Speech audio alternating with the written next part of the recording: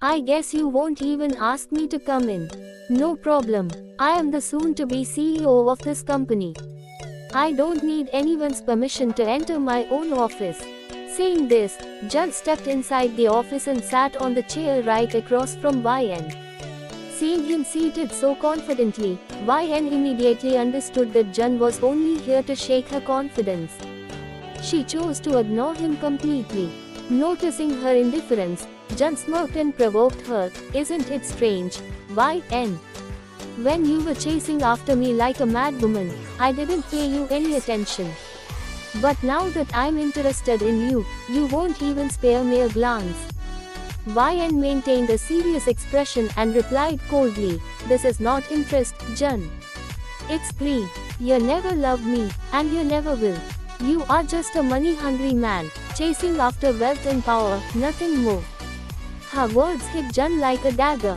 His jaw clenched in anger, and just as he was about to say something, bam! The office door suddenly burst open, grabbing both YN and Jun's attention. Standing at the entrance, exuding confidence, was V. V ran a hand through his hair stylishly before warning, No, no. Don't even think about it. If you lay a finger on her, you'll have to deal with me first. Seeing V, Jun's anger flared up even more. He pointed a finger at him and sneered, How the hell did you get in, you worthless influencer? Have you forgotten your place? Looks like I need to remind you.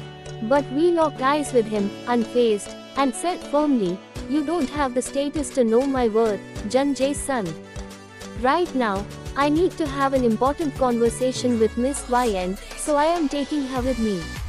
Without waiting for a response, we grabbed YN's wrist and led her out of the office. Both YN and Jun stared at him in shock, not because of his boldness, but because very few people knew Jun's full name. Since childhood, Jun's father had raised him like a hidden weapon, someone who could destroy companies and take them to the highest level. Clenching his fists, Jun thought seriously, Who the hell is this guy? How does he know about me? I need to be careful. This man could be a serious threat. Inside the car, seated inside V's car, YN remained silent as he drove. Suddenly, the built-in screen of the car lit up with a message from Susie, Your plan is working. What should I do next? The moment V saw the message, he quickly disconnected his phone from the screen. But it was too late. YN had already seen it. Narrowing her eyes, she asked, Mr. V, may I know why Susie is sending you messages like this? Hearing her question, V panicked internally. Damn, what do I say now? If I tell her the truth, she won't understand. And if I lie, she won't believe me either. Trying to divert the topic, he quickly responded, Forget about that. What was Jun saying to you back there? But YN wasn't buying it. I asked my question first. So, you answer me first. What is Susie talking about? And where exactly are we going? I left an important task for this. She looked at the road ahead, waiting for an answer. We gulped, realizing he had messed up. Oh no, in my rush, I brought her along without a solid reason. What do I tell her now? If I admit it was impulsive, she'll kill me. Scratching his head awkwardly, he forced a nervous smile and mumbled, well, I forgot. YN immediately shot him a glare. Excuse me, forgot. You barged into my office, dragged me all the way here, and now you are saying you forgot why. Is this some kind of joke, Mr. V? Her frustration was clear. Do you even realize how important tomorrow's project is for me? If we don't secure this deal, my entire career will be ruined. Years of hard work will go down the drain. She sounded exhausted.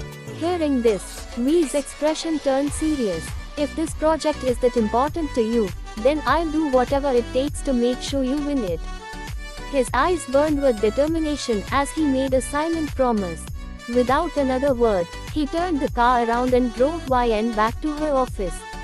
Meanwhile, at King Group, the office was in chaos.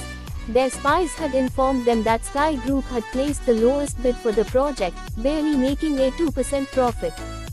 To make matters worse, Some other companies were planning to bid even lower.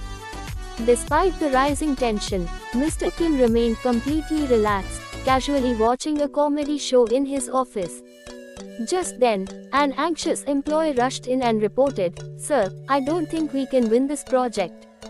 Sky Group has already placed the lowest bid. If we lower our bid even further, we'll be at a massive loss." Another employee sighed in frustration. "I guess I was wrong, sir. That online insider influencer company is smarter than we thought." But instead of looking worried, Mr. Kim smirked. He gestured for the employees to leave and leaned back in his chair, thinking, "This is my real victory. Now I don't have to worry about my company falling into the wrong hands. Taehyung will take this company to greater heights." His smirk deepened. "There's only one thing left to handle, and I've already taken care of that."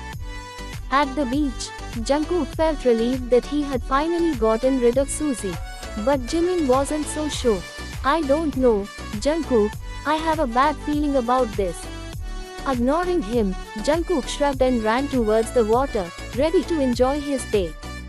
Meanwhile, Suzy was at the beach with Minyoung, playing volleyball. Nearby, a group of guys sat watching them while sipping their drinks. One of them smirked and said, "The one on the right is mine. You can do whatever you want with the other one." Laughing, they started walking towards Suzy and Minyoung. One of the men, holding a beer bottle, reached out and grabbed Suzy's wrist. Without hesitation, Suzy slapped him hard. The man's face turned red with anger, and he clenched his fist, ready to retaliate. And then, to be continued, will Taehyung be able to secure the project for YN? What secret plan does Mr. Kim have for Taehyung's marriage? Will Suzy be able to escape from those men? Stay tuned for the next episode of Love is a Deal.